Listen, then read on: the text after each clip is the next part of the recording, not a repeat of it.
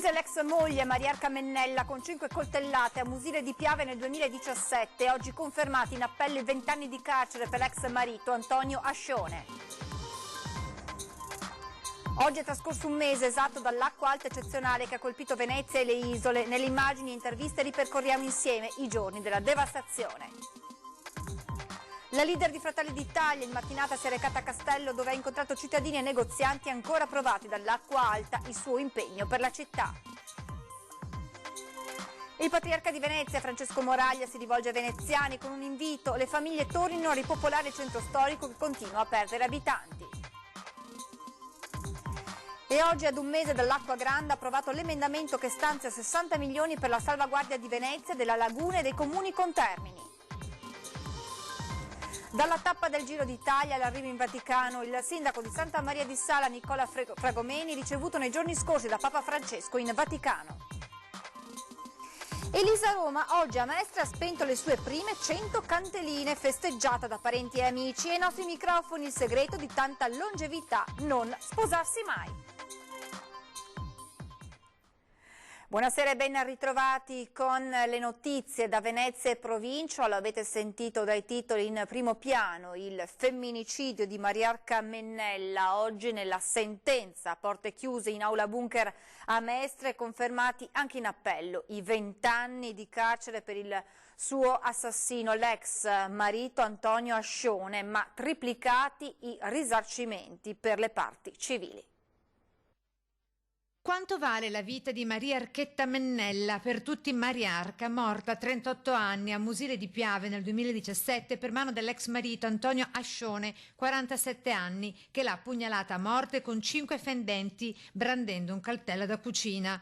Per i giudici 20 anni di galera per il suo assassino. Confermati 20 anni e devo dire che siamo molto soddisfatti. Era quello che avevamo chiesto dall'inizio, cioè l'esclusione dell'aggravante dei futili motivi e della premeditazione. E quanto deciso in appello in aula bunker a Mestre, confermando la sentenza di primo grado. I familiari non erano presenti in aula, ma speravano venisse almeno in parte riscattata la morte della povera Mariarca, che ha lasciato orfani i 2 figli ancora oggi minorenni. Tramite il legale di parte civile, l'avvocato Alberto Berardi con Studio 3A, speravano nel riconoscimento dell'aggravante per futili motivi, con una maggiorazione cioè della pena a 30 anni di carcere, ma così non è stato. Perché effettivamente la situazione di fatto relativa alle modalità di esecuzione dell'omicidio depone per una fattispecie nella quale non era stata tanto la gelosia a muovere l'imputato al gesto, ma quanto una pretesa di continuare ad esercitare un diritto di dominio e di proprietà sulla sua ex moglie. Decisione questa pronunciata dalla Corte d'Assise di Venezia, arrivata dopo diverse ore di Camera di Consiglio. I giudici togati infatti non trovavano un accordo con quelli popolari. Questo è vero, perché sono stati in Camera di Consiglio quasi 4 ore, quindi è stata una decisione, direi, sofferta tutto sommato, e non poteva essere altrimenti, in quanto in diritto l'aggravante dei futili motivi era un oggetto di discussione. Triplicati invece i risarcimenti per i familiari di Mariarca: 150.000 euro per i 2 figli, 100.000 euro per la madre, 60.000 euro per il fratello e le 5 sorelle, tra cui Assunta, che sta facendo crescere 2 nipoti con la maggiore di 17 anni, il fratellino di 11. Riteniamo che il prezzo della sofferenza delle vittime deve essere valorizzato anche in termini monetari.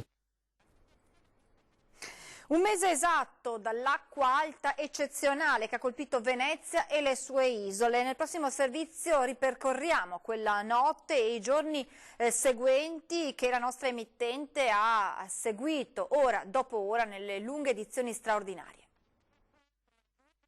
Questa sera l'acqua della laguna tocca quella del mare.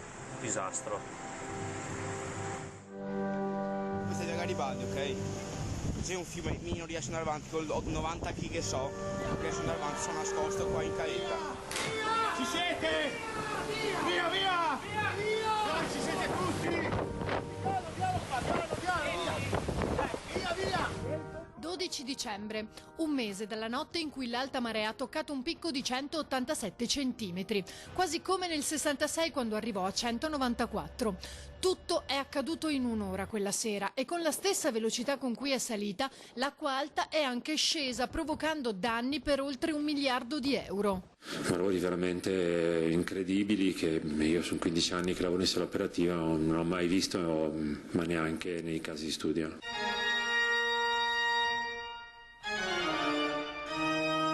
Io non ho mai assistito a una cosa del genere. Ho visto la piazza molte volte colma d'acqua. Ieri c'erano delle onde che sembrava di essere in riva al mare. Colpita pesantemente Pellestrina, dove un anziano ha perso la vita cercando di ricollegare i cavi elettrici e rimanendo fulminato. Scuole chiuse, danneggiata nuovamente la Basilica di San Marco, il Gran Teatro La Fenice, l'Ateneo Veneto. E i giorni seguenti non saranno migliori, perché tra un sopralluogo e l'altro dei vari politici in città, in primis del Premier Conte che annuncia provvedimenti immediati, l'acqua alta torna prepotentemente con le conseguenze del caso. C'è anche della carne, no? C'è un po' di carne, le squasse, quella è proprio la classica squassa che galleggia e ovviamente poi ci sono le tante ganne che nuotano. Si allagano anche zone che solitamente restano all'asciutto. Qual è la situazione nella zona dei Tre Ponti? L'acqua è altissima, colpita anche Chioggia e il litorale. Siamo nella zona della Pineta, quella sicuramente più colpita come di consueto, e la spiaggia non c'è più. Un mese impegnativo in cui tutte le parti in causa si sono date da fare per rialzarsi, in cui sono state annullate le prenotazioni negli alberghi e il turismo ne risente. E intanto sono stati prorogati i termini utili per la presentazione delle domande per i rimborsi dei danni subiti, proprio per venire incontro a chi ancora non ha compreso le modalità.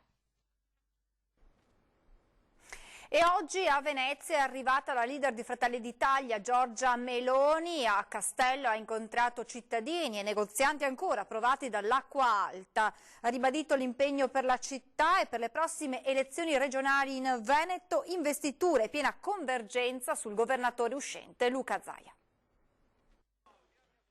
Ha scelto la rossa Castello, tradizionale roccaforte del centro-sinistra, la deputata Giorgia Meloni, leader di Fratelli d'Italia, per visitare Venezia, a un mese di distanza dall'acqua alta eccezionale. Con piglio deciso, nonostante vento e pioggia quasi incessanti, ha percorso via Garibaldi, una delle zone più popolari della città, incontrando i cittadini e visitando alcuni negozi. Ho avuto l'impressione di una città che chiaramente ha avuto le sue difficoltà, ma che come sempre riesce a risollevarsi con grande forza, con grande dignità, e ci tengo a dirlo perché voglio dire agli italiani e anche a chi magari dovesse guardarci da fuori ai confini nazionali che il periodo natalizio è un ottimo periodo per venirla a visitare Venezia.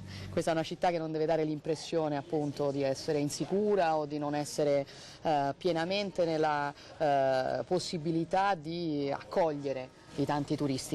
Ad accompagnarla nella sua visita veneziana, tra gli altri Raffaele Speranzon, responsabile locale del partito, il vicepresidente del Consiglio regionale del Veneto Massimo Giorgetti, nonché la vice sindaco di Venezia Luciana Corre e l'assessore alla pubblica sicurezza Giorgio Deste.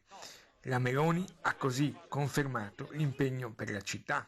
È stato inserito un emendamento del relatore che ricalca degli emendamenti presentati da Fratelli d'Italia per estendere alle zone portuali del nord la zona economica speciale che era prevista per alcune realtà del Mezzogiorno, tra queste Venezia, Trieste, Genova. Sul Mose nessun dubbio.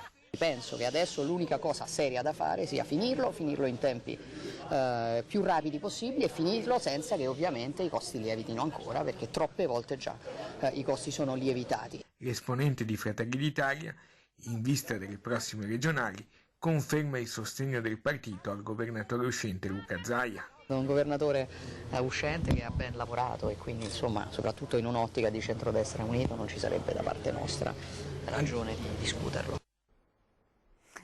Monsignor Moraglia si rivolge ai veneziani a pochi giorni dal Natale con un invito particolare, passata l'emergenza dell'acqua alta, all'accoglienza e a guardare con speranza al futuro, valorizzando il tessuto sociale della città che in centro storico continua a perdere abitanti. Natale che ci ritrova in un momento importante per la vita della nostra città dopo le prove degli ultimi mesi. Il Natale ci chiama a quel guardare insieme verso qualcosa che va oltre di noi e credo che questo guardare insieme, che per il cristiano è guardare Gesù, voglia dire anche guardare il bene della nostra città. I nostri ragazzi ci hanno dato un messaggio molto bello di solidarietà, di vicinanza a chi soffre, a chi è in difficoltà. A un mese dalla drammatica acqua alta che colpì duramente Venezia e i suoi abitanti, torna a farsi sentire la voce autorevole del patriarca. Quel 12 novembre Monsignor Moraglia fu tra i primi a mobilitarsi per fronteggiare l'emergenza, insieme al governatore del Veneto Luca Zaia e al sindaco di Venezia Luigi Brugnaro. A pochi giorni dal Natale, in esclusiva per le nostre emittenti, il patriarca rivolge un augurio speciale. Il Natale spero che aiuti ulteriormente ad entrare in questa logica umana, logica cristiana, per il bene di una città che vuole offrirsi a tutti, ma vuol diventare ed essere sempre di più una città degli uomini, delle famiglie, dei bambini, delle persone fragili. Un invito, insomma, a valorizzare il tessuto sociale della città, mentre proprio l'esempio dei ragazzi, durante l'alta marea eccezionale, è un segnale di grande speranza per il futuro. A tutti auguro un sereno Natale, accompagnato anche dal dono grande della riscoperta della capanna di Betlemme con Gesù Bambino che accoglie tutti. E proprio oggi, ad un mese dall'acqua alta eccezionale, è stato approvato l'emendamento che stanzia 60 milioni per la salvaguardia di Venezia, della laguna e dei comuni contermini. È stato firmato dai senatori del Partito Democratico Manca, Ferrari e Ferrazzi. L'emendamento autorizza la spesa di 60 milioni di euro per la manutenzione ordinaria attraverso il finanziamento della legge speciale Nuovi interventi per la salvaguardia di Venezia. Soddisfatto il senatore veneziano Ferrazzi, capogruppo del PD nella Commissione Ambiente. È stata una grande vittoria per la nostra città, ha detto. Ancora una volta il governo riformista passa dalle parole ai fatti. La riapertura del bar all'interno della Questura di Venezia è stata l'occasione per il questore Mascio Pinto di fare il punto sulle ultime operazioni volte a contrastare il fenomeno dello spaccio. Auguri a tutti, buona vita. Questa festa oggi è legata a un simbolismo, perché per noi lo spaccio è un luogo di aggregazione, dove la mattina presto, nel corso della giornata, i poliziotti velocemente, con piccole interruzioni, prendono un caffè, ma soprattutto è un luogo dove si alimenta un sentimento per noi straordinario che si chiama spirito di appartenenza, cioè quel luogo, quel momento dove tu ti leghi al tuo lavoro condividendo con i tuoi colleghi anche quel momento di pausa. La riapertura dello spaccio bar all'interno della Questura di Venezia è stata l'occasione per il questore Mascio Pinto di fare il punto sulla situazione dello spaccio a Mestre, alla luce degli ultimi arresti, quello di un 23enne e di un 30enne albanesi trovati con 1 chilo di cocaina nascosta in un armadio di casa, suddivisa in 14 dosi e pronta per essere spacciata, e quello di un 26enne nigeriano con permesso di soggiorno come rifugiato politico che ha cercato addirittura di vendere 2 dosi di eroina agli agenti in Borghese del commissariato di Mestre. Lo stupefacente che nascondeva in bocca era la cosiddetta eroina gialla, la droga killer venduta proprio dagli spacciatori nigeriani, che negli ultimi 2 anni ha provocato la morte di oltre 10 persone. Abbiamo ripristinato un metodo che è quello dei poliziotti in Borghese che operano nel territorio, si mischiano alla gente ed è il miglior modo, quello diciamo tradizionale, di ripristinare un contrasto a un fastidioso fenomeno come quello dello spaccio di droga. Il questore ha disposto l'intensificazione dei controlli per far fronte all'emergenza spaccio, soprattutto nel quartiere Piave di Mestre. Abbiamo ripristinato dei gruppi di lavoro che appunto lavorano in sinergia tra squadra mobile e commissariato. È un'operazione che sicuramente darà grandi soddisfazioni agli operatori, grandi soddisfazioni alla cittadinanza, e ringrazio soprattutto l'autorità giudiziaria per la disponibilità. La regola è sempre quella di prevenire più che reprimere, quindi un'attività importante di prevenzione, grande sinergia con l'ufficio del controllo del territorio, squadre investigative. Insomma, vogliamo trasformare in un metodo costante il controllo del territorio e non in un fatto eccezionale. E adesso l'emozione di un primo cittadino, quello di Santa Maria di Sala, ricevuto nei giorni scorsi in Vaticano da Papa Francesco. Sindaco, dunque è stato ricevuto in Vaticano da Papa Francesco, una grande emozione, insomma la tappa in rosa ha dato i suoi frutti. Sì, è stato il coronamento di un sogno. Un arrivo di tappa in rosa che gli ha permesso di conquistare anche il baciamano con il Papa. Eccolo immortalato nello scatto direttamente dal fotografo ufficiale della Santa Sede. Ha visto Santa Maria di Sala protagonista verso tutta l'Italia. Siamo stati classificati la più bella tappa del Giro, la meglio organizzata. Grande soddisfazione del sindaco di Santa Maria di Sala, Nicola Fragomeni, che accompagnato dalla bella moglie Sabina è stato ricevuto da Papa Francesco in Vaticano tra emozione ed entusiasmo. E come premio è stato conferito al sindaco una visita dal Papa. Ognuno nella vita ha i propri traguardi. Questo, il primo cittadino, lo vuole condividere con il coordinatore dell'altra tappa, quella in rosa, che continua a dargli tante soddisfazioni. Devo ringraziare tantissimo Bruno Carraro per quanto ha fatto, per come lo ha fatto, per quello che è. E io credo che questo risultato sia il frutto di un lavoro di squadra.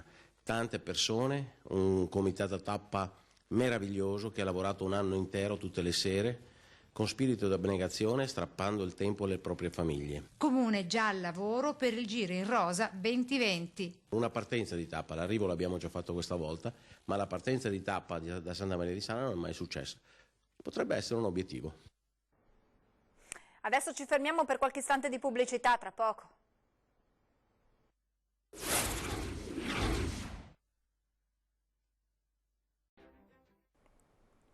Rieccoci in diretta con l'edizione veneziana dei nostri telegiornali. Grande festa di compleanno oggi a Mestre per festeggiare i 100 anni di Elisa Roma.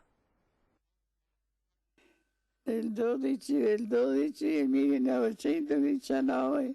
Eh sì, 100 anni tondi tondi che la signora Elisa Roma, nata a Ponte di Piave, trasferitasi a San Biagio di Callalta per poi arrivare a Mestre negli ultimi 10 anni, ha festeggiato oggi insieme ai nipoti giunti dalla Svizzera e a tanti amici.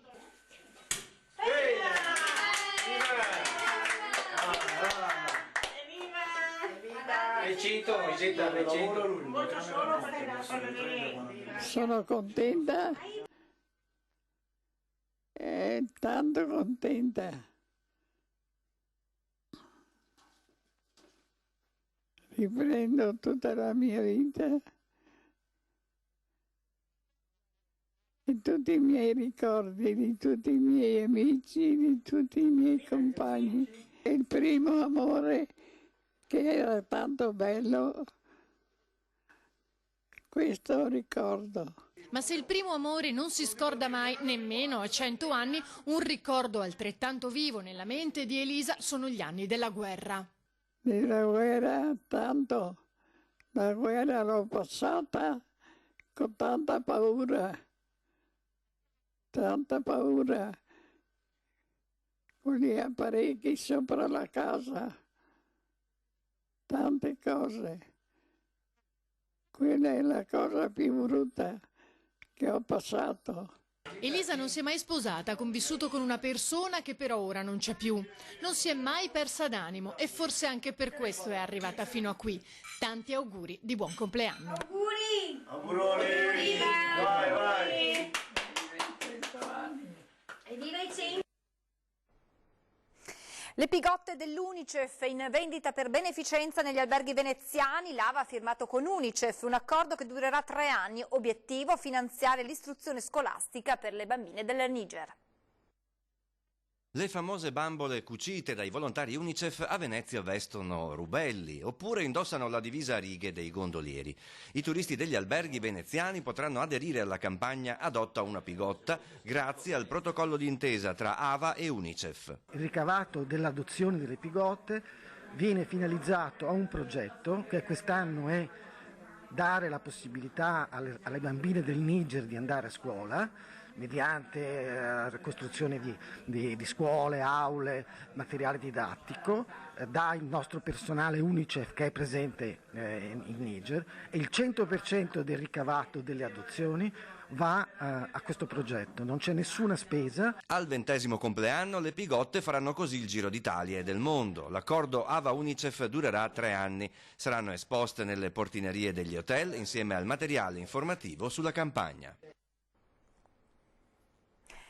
In chiusura vi ricordo l'appuntamento con 20:10, parleremo della strage di Piazza Fontana, 50 anni da quel drammatico giorno, insieme a Sergio Tazzere. Poi in prima serata torna, come ogni giovedì, alle 21:15 da Zanzega. Si viaggerà tra 4 dei borghi più belli d'Italia: Friuli, Venezia, Giulia, Lele ed Ivo, tra storia, cultura ed eccellenze di una terra straordinaria. Adesso previsioni del tempo, grazie per averci seguito, buona serata.